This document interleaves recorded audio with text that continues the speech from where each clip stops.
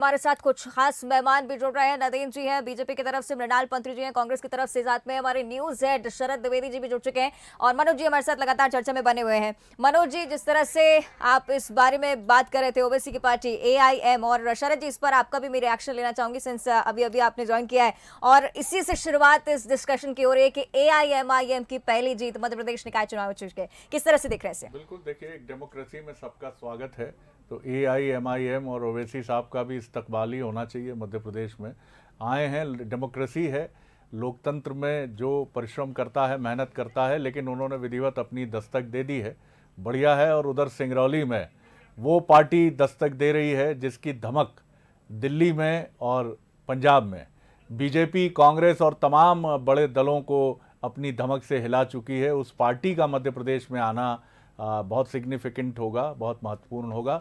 हालांकि नतीजों तक हम रुकेंगे, लेकिन जिस तरह के रुझान सिंगरौली से मिल रहे हैं अवंतिका, वो ये बता रहे हैं कि जैसा अनुमान लगाया गया था कि आप जो है मध्य प्रदेश में अब आ चुकी है, और बीजेपी और कांग्रेस से वो पूछ भी रही है कि चलिए साहब, अब 2023 में आपसे फिर मुलाकात होगी, बढ़िया तरीके से आपके साथ भिड़ंत करेंगे विधानसभा चुनाव में। जी, निश्चित मंत्री भूपेंद्र सिंह भी हमारे साथ लाइव जुड़े हुए हैं इस चर्चा में। हम उनके साथ भी जुड़ेंगे क्योंकि मंत्री जी इससे पहले ही दावा कर रहे थे कि बीजेपी की लहर साफ तौर पर देखने को मिलेगी। मंत्री भूपेंद्र सिंह जी, मंत्री जी किस तरह से देख रहे हैं फिलहाल स्थिति को, क्योंकि शुरुआती रुझान है? में अधिकांश स्थानों पर 90% स्थानों पर भारतीय जनता पार्टी। चलिए कोशिश करेंगे हम चर्चा करें मंत्री भूपेंद्र सिंह से भी, लेकिन लगातार इस चर्चा पर हम बने हुए हैं। मनोज जी भी लगातार हमारे साथ जुड़े हुए हैं। मनोज जी, इस बारे में आप पहले भी जिक्र कर रहे थे ओवैसी की पार्टी, जिस तरह से शरद जी ने भी कहा कि लोकतंत्र है, इसलिए हर पार्टी अपनी राजनीतिक जमीन मध्य प्रदेश में खोजने का पूरा अधिकार रखती है। आप किस तरह से देख रहे हैं इसे? देखिए, लगातार ओबीसी की पार्टी का हम जिक्र करें तो ये आरोप जरूर लगते रहे कि वोट काटने का काम करती है, लेकिन अब आप देखिए खंडवा, और वैसे भी खंडवा बहुत ही एक उसी तरह का इलाका है जिसमें कहा जाता है कि दोनों बाहुल्य के लोग, दोनों वर्ग के लोग काफ़ी तादाद में हैं। तो हमें लगता है इसका लाभ जरूर उनको मिलता हुआ दिखाई दे रहा है शुरुआती तौर में। यदि वार्ड नंबर 1 से वहाँ से जीती है AIMIM, तो फिर ये एक संकेत तो देता ही। शरद जी भी वही कह रहे थे, लोकतंत्र है, सबको अधिकार है, पर ये पहला ऐसा चुनाव होगा मध्य प्रदेश में जहां बसपा और सपा के बाद दो नए दल अपनी एंट्री करेंगे। बहुत छोटे चुनाव हैं, खासकर वार्ड पार्षद की हम बात करते हैं, लेकिन महापौर का प्रत्याशी यदि आपका जीत कर आ रहा है, जैसा दिखाई दे रहा है शुरुआती रुझान में, अभी ये हम नहीं कह सकते कि अंतिम कहां जाएंगे चुनाव, पर एक अच्छी खासी बढ़त सिंगरौली से ली है। और यदि एक वार्ड से भी AIMIM ने जीत हासिल की है, तो ये लगता है कि अब मध्य प्रदेश में राजनीति का बसपा सपा के साथ कुछ और भी तालमेल होता दिखाई देगा। शरद जी, मैं ठीक कह रहा हूँ? बिल्कुल। देखिए, ये AIMIM की अगर हम बात करें तो बुरहानपुर एक बड़ी ही इम्पॉर्टेंट जगह है, जहां कल भी हम एक दिन पहले भी बात कर रहे थे कि करीब करीब 51%, शायद ये मध्य प्रदेश का एकमात्र ऐसा ज़िला है जहां बहुसंख्यकों पर अल्पसंख्यकों की स्थिति जो है वो अधिक प्रतीत होती है। 51% के आसपास माइनॉरिटी बुरहानपुर में माने जाते हैं, और यही वजह है कि इसके पहले भी अगर आप देखेंगे कि खंडवा बाई इलेक्शन में भी लोकसभा के भारतीय जनता पार्टी ने काफ़ी पसीना बहाया था, ख़ास तौर से अगर हम बात करें कि माइनॉरिटी की जी, तो ये बहुत इम्पॉर्टेंट चीज़ है कि वहाँ से बुरहानपुर की अगर हम बात करें तो बुरहानपुर में ये जो सिचुएशन दिख रही है, और खंडवा भी एक ऐसा क्षेत्र है, एक ऐसा ज़िला है जहाँ माइनॉरिटी के मतदाता काफ़ी अधिक हैं। और पूरे मध्य प्रदेश के अगर आप चीज़ों को देखें तो ये नहीं है कि बुरहानपुर की तरह अल्पसंख्यक मतदाताओं की संख्या अधिक है, लेकिन करीब करीब जो फिगर्स हैं कि 2 दर्जन विधानसभा सीटें ऐसी हैं मध्य प्रदेश में जहां अल्पसंख्यक वोटर्स को आप इग्नोर नहीं कर सकते हैं। यानी चुनावी नतीजों में, जीत हार में उनकी बहुत महत्वपूर्ण भूमिका होती है, जिसमें भोपाल की भी सीट उत्तर को बेहिचक आप शामिल कर सकते हैं, जहां करीब करीब 3 लाख के करीब या 2.5 लाख से अधिक, एग्जैक्ट फिगर मैं नहीं कोट कर पाऊंगा, मुस्लिम मतदाताओं की संख्या है। सर, तो कुछ अपडेट आपको मैं देना चाह रहा था। इंदौर के 85 वार्ड में से 40 में भारतीय जनता पार्टी और 18 वार्ड में कांग्रेस ने बढ़त ली है। ग्वालियर से भी खबर आ रही है, हम प्रहलाद से भी समझेंगे। प्रत्याशी शोभा सतीश सिकरवार करीब 5138 वोट से आगे हो गई। इसे आप कैसा देखिए? देखिए, बड़े जितने भी, कल भी हम ये बात कर रहे थे और जैसा समझ हम पा रहे थे कि भारतीय जनता पार्टी का आकलन भी ये रहा कि जो बड़ी नगर निगम हैं, लेकिन 3 जगह हमने देखा कि चुनौती बीजेपी को बड़ी नगर निगम में भी मिल रही है। तो भोपाल और इंदौर में ये बीजेपी अपनी जीत को लेकर आश्वस्त शुरू से दिख रही थी। विश्लेषण की हम बात करें, हालांकि नतीजों का हम इंतजार करेंगे।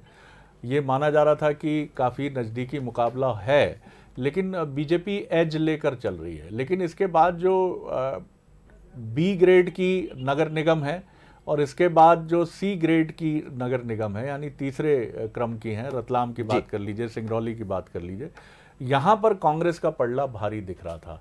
और अब तक के जो नतीजे हैं वो थोड़े से, नतीजे तो नहीं, रुझान जो है वो हमें थोड़ा सा सिचुएशन, जैसे जबलपुर है, जबलपुर काफ़ी अभी हम रुकेंगे, लेकिन अब तक के रुझान जो हैं वो बता रहे हैं कांटे की टक्कर है। उज्जैन में कांटे की टक्कर है, तो ये जो ग्वालियर में कांटे की टक्कर है, तो ये तीनों बड़ी नगर निगम हैं कि उज्जैन, ग्वालियर और अगर आप बात करें जबलपुर की, तो ये काफ़ी महत्वपूर्ण चीज़ें हैं। तो मुझे लगता है कि अंतिम नतीजे जब हमारे पास होंगे, तो अगर हम ये देखेंगे कि ये 11 नगर निकायों का ये फैसला 6-4 या 6-5 पर ख़त्म होता है, तो कांग्रेस के लिए बहुत पीठ थपथपाने की बात होगी।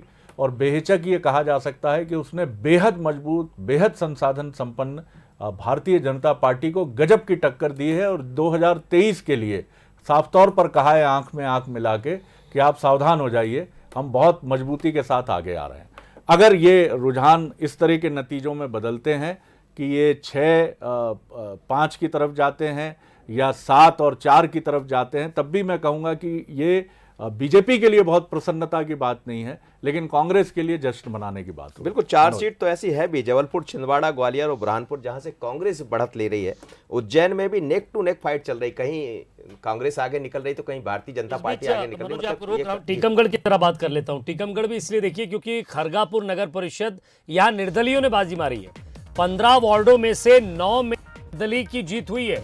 बीजेपी 5 वार्डों में और कांग्रेस 1 वार्डों में जीत पाई है। जरा इस पे भी हम बात जरूर करेंगे, क्योंकि लगातार हम देख रहे हैं जो रिएक्शंस आ रहे हैं, इसमें निर्दलीय भी अपना पूरा प्रभाव छोड़कर जा रहे हैं। यानी कि या तो वो कांग्रेस का बागी है या बीजेपी का बागी है। अगर दोनों में से नहीं है तो या तो फिर उसकी छवि अच्छी है, जनता उस पर भरोसा जताना चाहती है। शरद जी, हाँ बिल्कुल, आप ठीक कह रहे हैं। ये देखिए, निर्दलियों का अधिक संख्या में जीतना ये बताता है कि ये बागी हैं। ये अपने जनाधार के साथ मैदान में थे। इन्होंने बीजेपी का दरवाज़ा भी खटखटाया, कांग्रेस का भी दरवाज़ा खटखटाया, जिसकी जैसी मानसिकता रही हो। या कुछ ऐसे भी होते हैं, जैसे हम फ्लोटिंग वोटर्स कहते हैं, जो अंतिम समय में तय करते हैं। वो किसी राजनीतिक विचारधारा से जुड़े हुए मतदाता नहीं होते हैं, वो अंतिम समय में तय करते हैं, जिधर दम उधर हम। तो ऐसे ही कुछ प्रत्याशी भी होते हैं कि बीजेपी नहीं दे रही भैया तो होते जा रहे, हम कांग्रेस के पास जा रहे, कांग्रेस नहीं दे रही तो बीजेपी का दरवाजा खटखटा लो भैया। तो ये लोग जो हैं, ये उस तरह के भी निर्दलीय हैं, जिन्होंने हो सकता है दोनों का दरवाजा खटखटाया हो और वहाँ से उनको सफलता नहीं मिली तो निर्दलीय जीत गए। तो लेकिन ये निश्चित तौर पर इसके बाद की स्थिति बड़ी दिलचस्प होती है। एक दिन पहले भी बीजेपी कार्यालय में भारी भीड़ थी पंचायत और जनपद के नतीजों के बाद।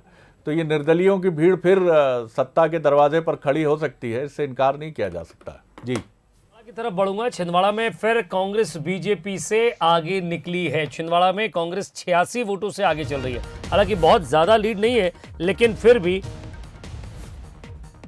यहां आत्मबल जरूर बढ़ा होगा कांग्रेस का। बुरहानपुर की तरफ भी मैं चलता हूं। बुरहानपुर में कांटे की टक्कर है। बुरहानपुर में कांग्रेस आगे है बीजेपी से। शिवपुरी के खनियाधान नगर परिषद में 15 ही वार्डों के रिजल्ट आ गए। 6 वार्डों में कांग्रेस जीती है, 8 वार्डों में बीजेपी की जीत, 1 वार्ड में निर्दलीय जीता है।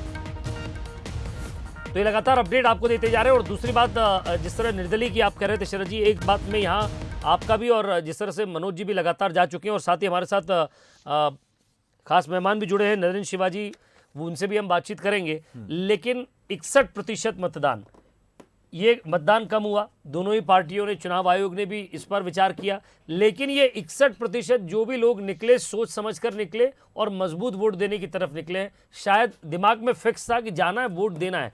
क्योंकि जब वोट प्रतिशत कम हुआ था तो कई तरह की आशाएं, आकांक्षाएं लग रही थी। शरद जी, बिल्कुल, मनोज कुछ अपडेट देना चाह रहे हैं, उनको हम सुन लेते हैं, फिर मैं आगे बढ़ता हूँ। विजय, मेरे पास एक अपडेट और है। पन्ना नगर पालिका वार्ड में 28 वार्ड है, भाजपा 19 और कांग्रेस 6 पर।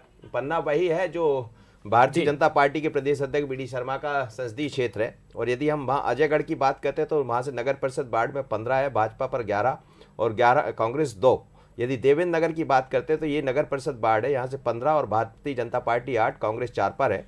और करकही रेटी की हम बात करते तो यहाँ से 15 में से भाजपा 6 पर, कांग्रेस 1 पर है। तो ऐसे आप देखिए नगर परिषद की तरफ हम जा रहे हैं, जब भी नगर पालिका नगर परिषद की तरफ, तो यहाँ भारतीय जनता पार्टी की स्थितियां ठीक दिखाई दे रही है। लेकिन नगर निगम के चुनाव में जरूर जो आंकड़ा है वो थोड़ा सा चौंका भी रहा है और बीजेपी को चिंता में भी डाल रहा होगा शुरुआती तौर पर। बिल्कुल ठीक बात है। और जो आप मतदान प्रतिशत की बात कर रहे थे, देखिए ये कहा जा सकता है कि पहले चरण के मतदान में चीज़ें थोड़ी सी चिंतनीय रहीं, क्योंकि ऐसा लगा कि मतदाताओं का उत्साह नहीं है।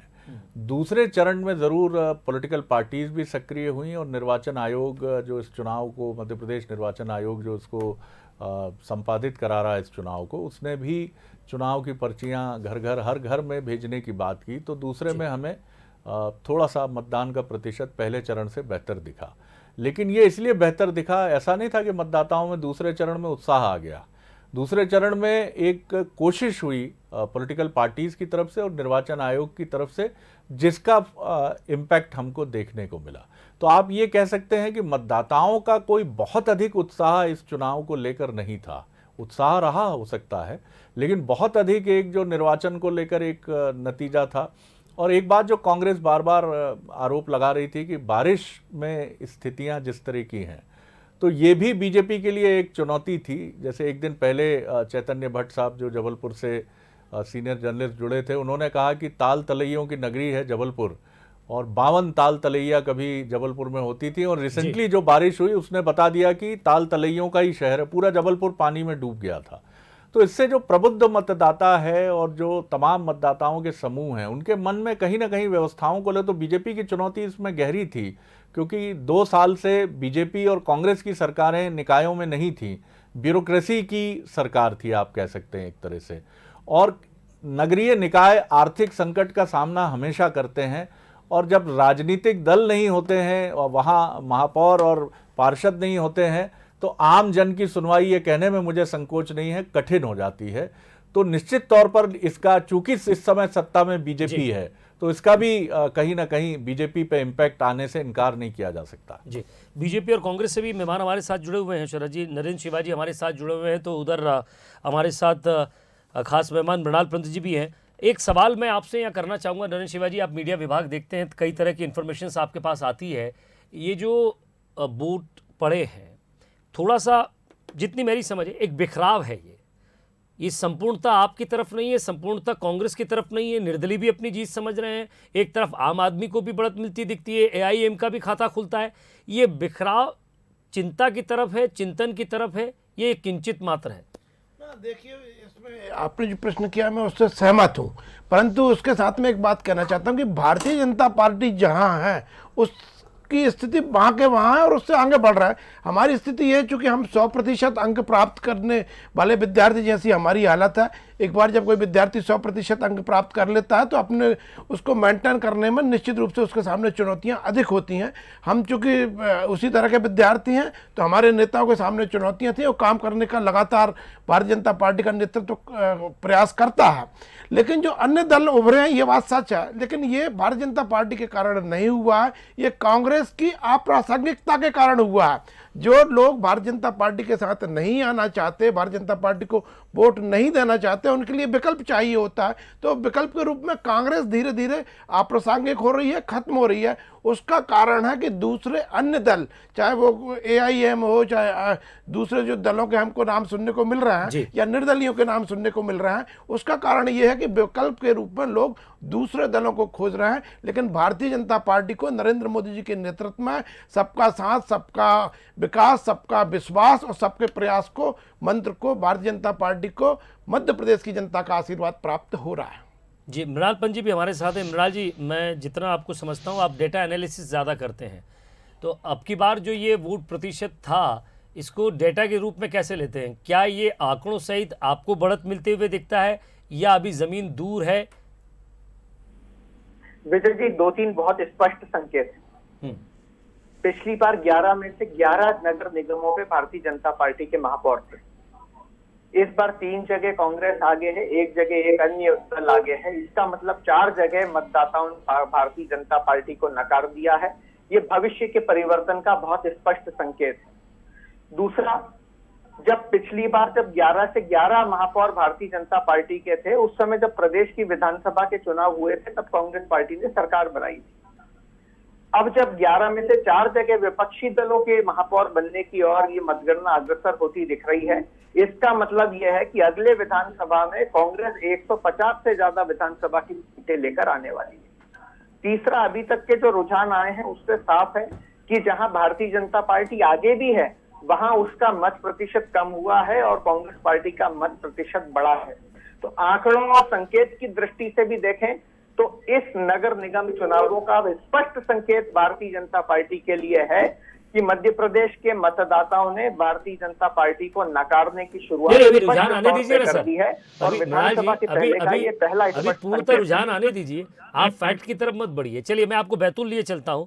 आमला नगर पालिका में टाई हो गया है, बीजेपी और कांग्रेस के बीच दोनों दलों को 8-8 सीटें मिली है और यहां 2 प्रत्याशी निर्दलीय, उनको भी कुछ हाथ लगा, 2 सीट वो भी ले गए।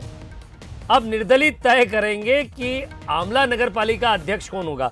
शरद जी, एक बहुत महत्वपूर्ण बात मैं आपसे यहाँ जानना चाहूंगा, दोनों गेस्ट हमारे साथ जुड़े हुए हैं। मेरी नज़र शुरू से मैं यही सोच रहा था कि जो 36 नगर पालिकाएं हैं, खास मज़ा या ये कहें कि बतौर पत्रकार आपका दिमाग जो ज़्यादा दौड़ करेगा वो इन पर ज़्यादा रहेगा, निर्भर करेगा कि अब यहाँ कौन किसके साथ जाता है, कौन कैसे सरकार बनाता है।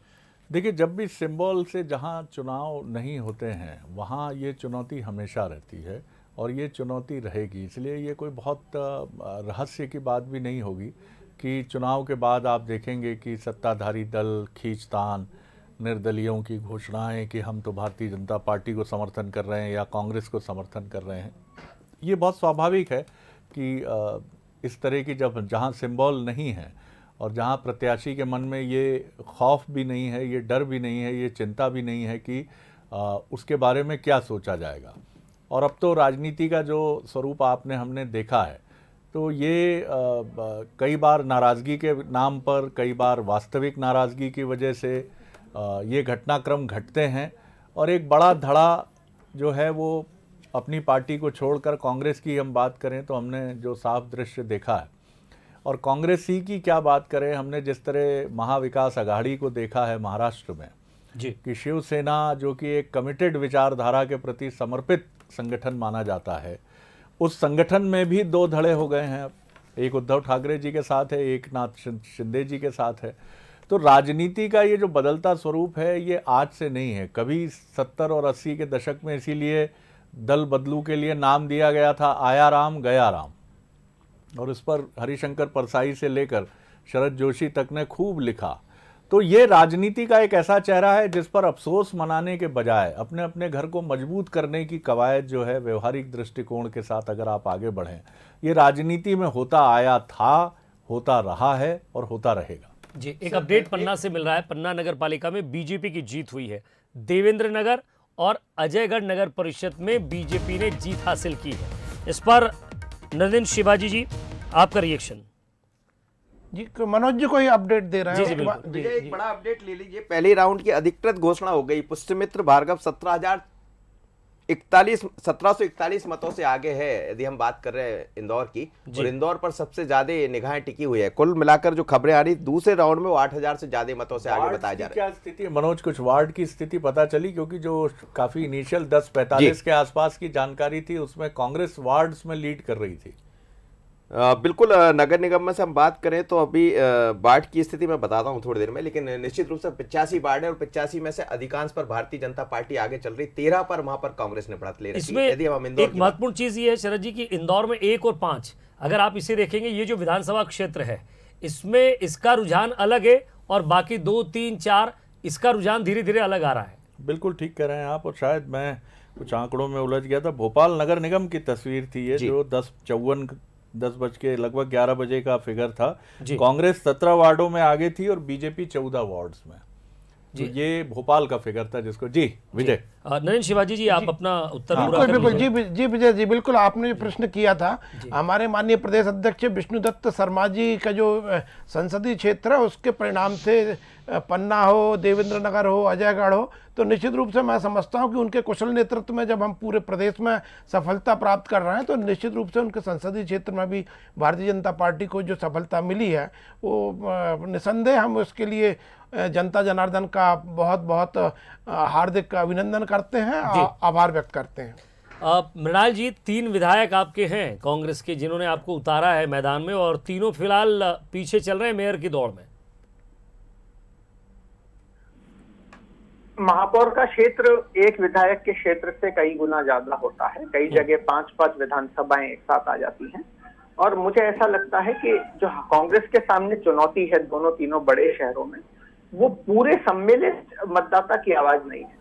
तो एक एक विधानसभा ऐसा है परंपरागत तौर पे जहां हम बहुत अच्छा परफॉर्म नहीं कर पाते, और वहां भारतीय जनता पार्टी का अंतर परंपरागत रूप से ज्यादा रहता है। जैसे गोविंदपुरा भोपाल में ले लीजिए, इंदौर 4 इंदौर में ले लीजिए। इस बार हमने भरसक प्रयास किया है कि वहां पर गैप को कम करें, और अगर ये गैप कम हो गया तो हमें उम्मीद है कि इन क्षेत्रों में भी जहां हम अभी पीछे चल रहे हैं वहां पर भी कांग्रेस विजय के नजदीक पहुंच सकती है। जी विजय, एक अपडेट और मैं देना चाह रहा था आपको, भिंड के लाहौर की बात कर लेते हैं, क्योंकि लाहौर इसलिए महत्वपूर्ण है कि गोविंद सिंह वहां से पूर्व मंत्री रहे हैं, विपक्ष के नेता है। लाहौर से जो खबरें आ रही है, वहां करीब 15 वार्ड थे, 15 में से 13 पर कांग्रेस की जीत हुई है ऐसा कहा जा रहा है, और 2 निर्दलीय, यानी भारतीय जनता पार्टी का खाता भी नहीं खुला। लेकिन पहला से जब हम जोड़ेंगे तो और इसको कंफर्म करेंगे, लेकिन जो खबरें आ रही वो निश्चित रूप से चौंकाने वाली। जी विजय, मैं समझता हूं कि इस पर नरेंद्र जी आपका रिएक्शन लेकर मैं शरद जी के पास जाऊंगा। यहाँ आपको कुछ तो कहना ही होगा। ना बिल्कुल नहीं, देखिए जैसे कि परिणाम यदि हम ओवरऑल देखेंगे तो मध्य प्रदेश के जो 2 सबसे बड़े नेता हैं दिग्विजय सिंह जी, उनके राजगढ़ जिले में अधिकतर नगर परिषद नगर पालिकाओं में भारतीय जनता पार्टी का बहुमत आ रहा है, और छिंदवाड़ा में भी हम देख रहे हैं कि हमारे प्रत्याशी आगे निकल रहे हैं और पार्षद के प्रत्याशी भी अन्य को जीत रहे हैं। तो निश्चित रूप से मैं समझता हूँ कि ये कांग्रेस के दिग्गजों के गढ़ों में भी भारतीय जनता पार्टी को सफलता प्राप्त हो रही है। अब 1-2 जगह का ऐसा कोई रुझान आता है तो निसंदेह रूप से ये हमारे लिए भी संदेश है कि अभी और काम करने की जरूरत है। जी शरद जी, बिल्कुल, देखिए ये बिल्कुल सही है कि राजगढ़ और ब्यावरा में कांग्रेस वहाँ बाजी हारती हुई दिखी है, लेकिन इसी के साथ बीजेपी के लिए चिंता का विषय ये है कि गुना में जो सिंधिया जी के प्रभाव का क्षेत्र है वहाँ अभी बीजेपी पिछड़ रही है। तो अंतिम रुझान है अभी, अंतिम जब ये नतीजों में बदलेंगे तब हम रुकेंगे।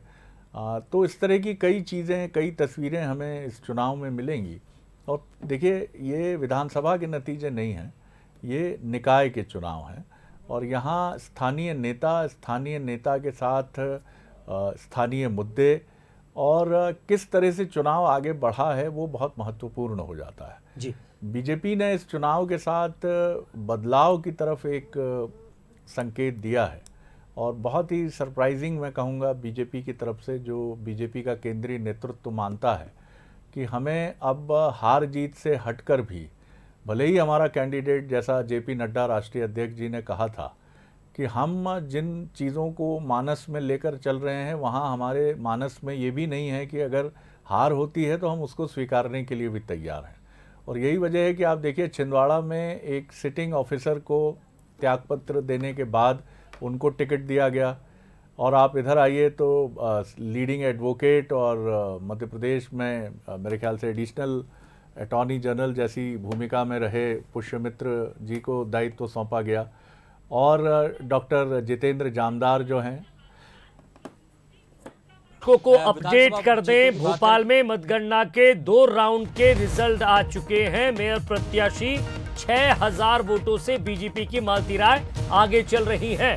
हुजूर विधानसभा, यही हमारे सूरज बता रहे थे कि हुजूर विधानसभा से 12 वार्डों में बीजेपी 876 मतों से आगे, और मध्य विधानसभा में 13 वार्डों में बीजेपी 350 मतों से आगे, नरेला विधानसभा में 16 वार्डों में बीजेपी 1276 वोटों से आगे, गोविंदपुरा विधानसभा में 19 वार्डों में 768 मतों से बीजेपी आगे, उत्तर विधानसभा में 13 वार्डों में कांग्रेस 699 मतों से आगे, और दक्षिण पश्चिम में 12 वार्डों में कांग्रेस 498 मतों से आगे है।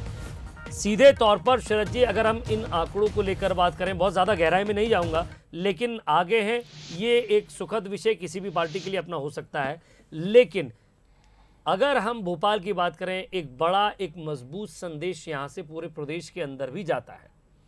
देखिए, भोपाल और इंदौर, मैं इंदौर को भोपाल से भी आगे रखूंगा। इंदौर एक ऐसा बीजेपी का गढ़ है जहां बीजेपी की ताकत, और इसीलिए आप देखेंगे कि वहां दूसरे राउंड के आसपास 18,000 मतों की लीड लेकर आगे चल रहे थे पुष्यमित्र भार्गव जी। और जबलपुर में कांग्रेस इस समय आगे है।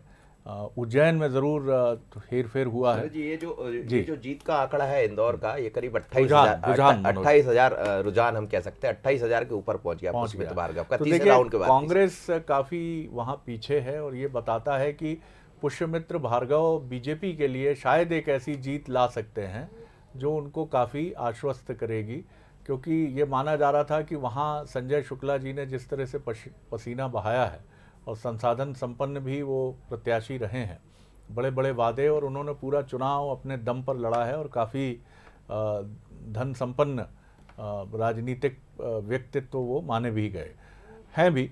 तो निश्चित तौर पर वहाँ अगर बीजेपी की जीत, एक अच्छी 50,000 के आसपास की जीत अगर उभर कर सामने आती है, अगर ये लीड 28,000 की जैसा मनोज बता रहे हैं हमें, ये कंटिन्यू करके वो चलते हैं, तो ये 40 से 50,000 के बीच में पहुंचती है।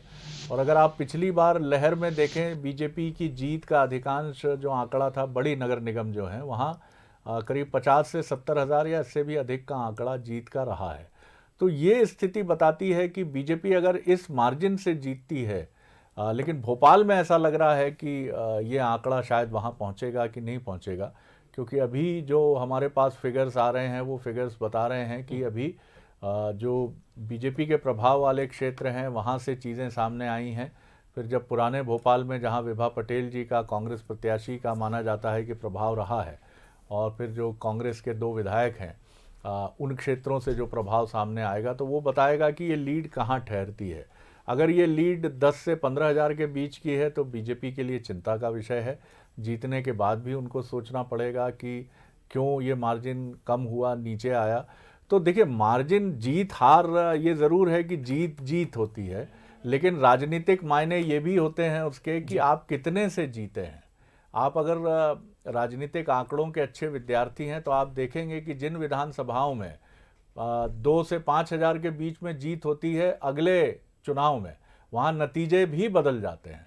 तो ये बहुत महत्वपूर्ण है कि आप भले ही जीत जाएं, लेकिन आपकी जीत का मार्जिन हाँफते हुए है या फिर अच्छे से है, तो इस पर भी निगाह रखनी होगी।